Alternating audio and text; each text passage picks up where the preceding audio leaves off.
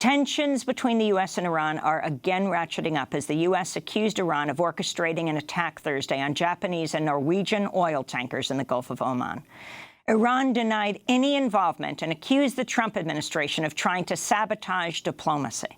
Secretary of State Mike Pompeo directly accused Iran of attacking the oil tankers just hours after the incident. It is the assessment of the United States government that the Islamic Republic of Iran is responsible for the attacks that occurred in the Gulf of Oman today. This assessment is based on intelligence, the weapons used, the level of expertise needed to execute the operation, recent similar Iranian attacks on shipping, and the fact that no proxy group operating in the area has the resources and proficiency to act with such a high degree of sophistication.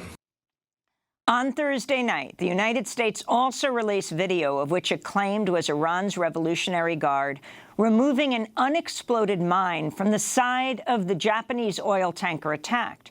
However, the president of the Japanese company that owns the ship said it was not attacked by mines, but two flying objects.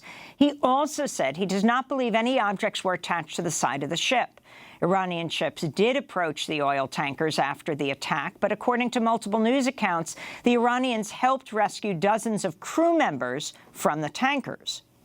The timing of the incident also raised many questions, as it came as Japanese Prime Minister was visiting Iran in an attempt to bring Iran and the United States to the negotiating table. Iranian-American Trita Parsi said, quote, "Sounds like some are afraid Japan may succeed in starting diplomacy. The message appears to be, don't you dare stand in the way of my war plans," Trita Parsi said. Last month, the U.S. blamed Iran for attacking 4 other oil tankers in the Persian Gulf, but offered no evidence. Well, for more, we're joined now by Vijay Prashad, director of Tricontinental Institute for Social Research, chief editor of Leftward Books. He's also the chief correspondent of Globetrotter. He's the author of several books, including The Poorer Nations, A Possible History of the Global South. Welcome to Democracy Now!, Vijay Prashad. Respond to what's happening right now in the Gulf of Oman. Hello, Amy. It's, I think, important to pay attention to the words you just used. You said that only hours after the attack or the bombings in the Norwegian and Japanese tanker, the U.S. Secretary of State went out there and blamed Iran. Hours after. You know, it's very interesting. There's a kind of rush to blame Iran for anything that's been happening around the Gulf of Hormuz. People who look closely at the oil business understand that 50% of the world's oil goes through the Gulf of Hormuz. They understand that, you know, carrying oil is a dangerous activity. All kinds of things happen. There are accidents. There's piracy. There are a series of, you know, quite common risks faced by oil tankers. Iran is not one of those high on the list as far as risk assessors are concerned. And yet, of course, this is the first thing the United States government has said, as you said, without any evidence. So within a few hours and without any evidence, the United States government once more provoking some sort of response from Iran, perhaps, or at least to try to, galvanize public opinion to believe that Iran is, a threat to the world. What's really important here is, yes, the fact that Shinzo Abe, the first Japanese prime minister to visit Iran in 41 years, he goes to Iran shortly after the Iranian foreign minister visited him in Japan. In fact, Mr. Zarif visited Shinzo Abe in his home. They had a very important conversation where Shinzo Abe said that the Iranian nuclear deal is a factor of stability for West Asia. This goes directly opposed to the Trump administration's view. And what's very important here is we're not talking about a country that's far from American, the American orbit. This is Japan, a reliable ally of the United States, which is, not only reliant upon Iranian oil, but understands that the warmongering in West Asia is going to be very bad, not only for Eurasia, but for the world. And I think we need to understand that as Shinzo Abe is in Japan, this attack or this, sabotage or whatever it is took place on the Norwegian and Japanese tankers. Again, as Shinzo Abe is in Iran. That's right. He was in Tehran the first time in 41 years. And he has been saying, actually, interestingly, and this is a right-wing prime minister, this is not a person of the left, he's been saying that there needs to be a return to the table. It's not only Japan saying this, Amy, it's also the Europeans. The Europeans are very keen that the US not break fully from this Iran deal. The Germans, in fact, have been looking for an alternative mechanism for payments.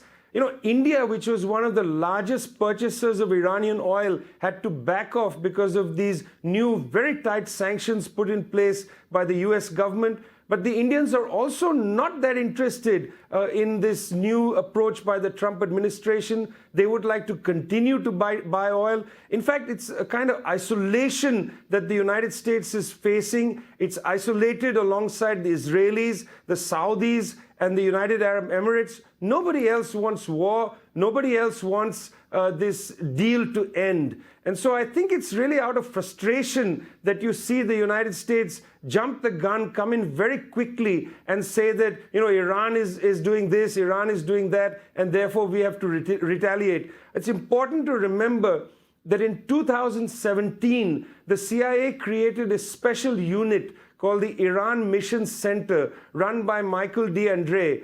And this is an important outfit because its entire mandate has been to ratchet up pressure on Iran. Now, I don't know what happened to the Norwegian oil tanker or the Japanese oil tanker, but I'd be very interested to hear what the Iran Mission Center at the CIA has been up to since 2017. Iran's foreign minister, Mohammad Javad Zarif, tweeted Thursday, reported attacks on Japan-related tankers occurred while PM Abe Shinzo was meeting with Ayatollah Khamenei for extensive and friendly talks. Suspicious doesn't begin to describe what likely transpired this morning. Iran's proposed regional dialogue forum is imperative, he said. Vijay Prashad. You know, Mr. Zarif is a very capable diplomat, a very reasonable person. He has been leading Iranian diplomacy and has opened many doors to a diplomatic solution for the standoff around Iran. And I think we need to take seriously what Mr. Zarif is saying here. When he uses the word suspicious, I think we should underline that word. Again, I'm not saying what happened in the Gulf of Hormuz is very clear, that there are alternative explanations. We don't know what happened. We should be suspicious of the narrative put forward by the US State Department, but we should also be suspicious about what happened. We need to ask more questions. I mean, consider this from a regional standpoint. The United States, the Russians, and others are in the middle of a very serious diplomatic effort in Afghanistan. There are meetings that the US has held in Doha, Qatar. There are meetings that the Russians have held in Moscow to dial down the almost 19-year war that has been taking place in Afghanistan.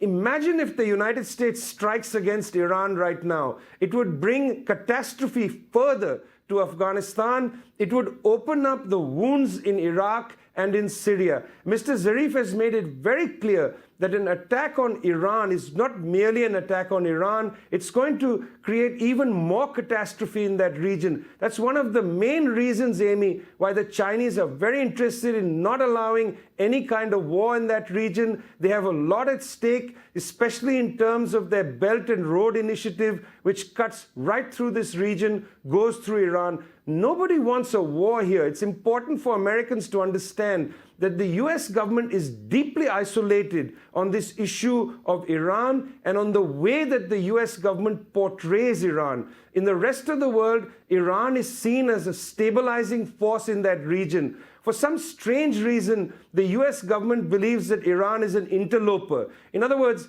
there are almost 80 million Iranians who live in West Asia, and they somehow are seen to be out of place, whereas the United States, which is, thousands of miles away, portrays itself as a regional actor. This is very bizarre for people around the world, and I think Americans need to understand that. On Thursday, members of the House Armed Services Committee from both parties said Pompeo told them in a classified briefing that the United States could use the 2001 Authorization for the Use of Military Force, or AUMF, to attack Iran without congressional approval. This is Michigan Democrat Alyssa Slotkin.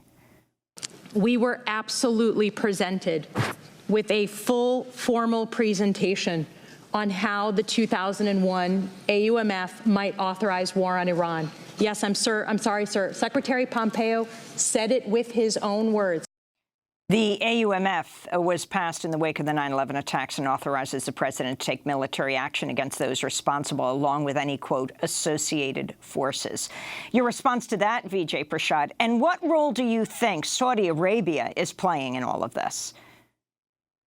I mean, look, this is very chilling, very disturbing. You know, they are marching us directly into a war. In other words, they are marching the world into war. They're pushing Iran. The sanctions have had a catastrophic impact on Iran's external revenues, its ability to earn money. There is, serious medical crisis inside the country. I think focus should be on that. We've already seen how sanctions destroy countries, how they put a lot of stress on the country. But that's not the focus of anybody's attention. We're allowing people like Mr. Pompeo, John Bolton, and others to set the agenda here. They are being allowed to say that Iran is a criminal country and must be therefore attacked. I think this is very disturbing. Saudi Arabia, of course, is playing a lead role in this. I mentioned the Iran Mission Center. Mr. Michael Andreas is very close to the Saudis. In fact, has played an important role in the CIA's drone program and is likely to have had some role in Saudi war on Yemen. So, I mean, this is something for people to consider. This very quick march to war must be stopped. I mean, the reason I'm saying this, it's not just about Iran. It's about the region. It's about Eurasia. And the Trump administration, I think, is playing fast and loose with the facts and is being very reckless with world affairs on this. We see the Trump administration behaving recklessly, mercurially perhaps, in other parts of the world. That's true. But with Iran, I think their finger is right on the trigger. And the very fact that Pompeo gave this briefing should suggest to people that this is not the time to be cynical, to sit back and say, I don't think they're going to do it. It's very likely that the United States is going to make some strike on Iran, and that strike is going to open further the gates of hell for the region. Vijay Prashad, director of Tricontinental Institute for Social Research, chief editor of Leftward Words. We're going to break right now. And when we come back, I want to ask you about the extradition proceedings that have begun against Julian Assange, who's in the Belmarsh prison in London, and look at why one of his friends, the internet activist Ola Bini, has been jailed in Ecuador for over 2 months, picked up the same day as Julian Assange. This is Democracy Now!, back with Vijay Prashad in a minute.